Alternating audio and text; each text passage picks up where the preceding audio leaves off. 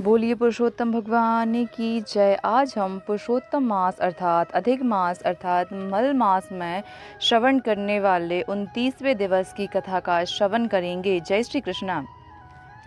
श्री नारायण जी ने उस दिव्य देहधारी वानर की कथा को सुनाते हुए आगे कहा कि उस वानर के हृदय के भावों को समझकर भगवान के दोनों पार्षद पुण्यशील और सुशील बोले, महात्मन, अब आप भगवान के धाम गोलोक को चलिए। आपने भगवान श्री पुरुषोत्तम की शरण की प्राप्ति कर ली है, देर ना कीजिए। करदय बोला, मुझे अपने अनेकों कर्मों को अभी भोगना शेष है, फिर भी किस प्रकार उन कर्मों से छुटकारा पाकर गोलोक प्राप्त हो रहा है। हे हरि के प्यारे, यह दिव्य सुंदर शरीर मुझे किस पुण्य के कारण मिला है, कृपया करके वह पुण्य मुझसे कहिए। करदय द्वारा इस प्रकार पूछने पर भगवान श्री हरि के दूत बोले, हे प्रभु, क्या आपको यह नहीं मालूम है कि यह पुरुषोत्तम भगवान का प्यारा पुरुषोत्तम महीना चल रहा है।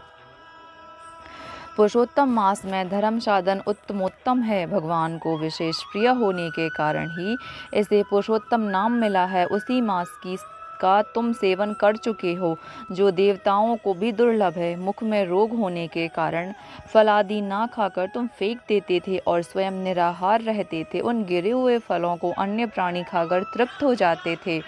दुख के कारण तुम जल भी नहीं पी पाते थे। यह सब पुरुषोत्तम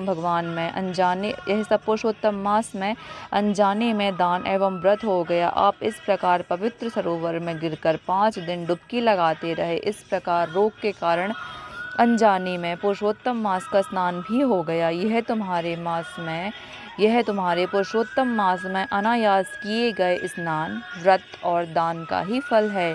जो व्यक्ति पुरुषोत्तम मास में श्रद्धा पूर्वक स्नान, व्रत और दान करते हैं, उसके फल की प्रशंसा तो ब्रह्मा जी भी नहीं कर सकते हैं।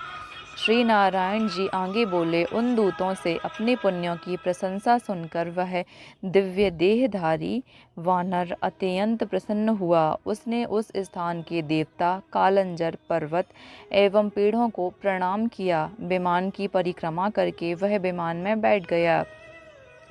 देवता फूलों की वर्षा करने लगे तथा गंधर्व और किन्नर स्तुति करने लगे और वाघादी बजाने लगे। वह विमान में बैठकर गोलोक को चला गया, जिसमें जाकर फिर नहीं लौटना पड़ता और आत्मा का आवागमन के बंधन से मुक्त हो जाती है।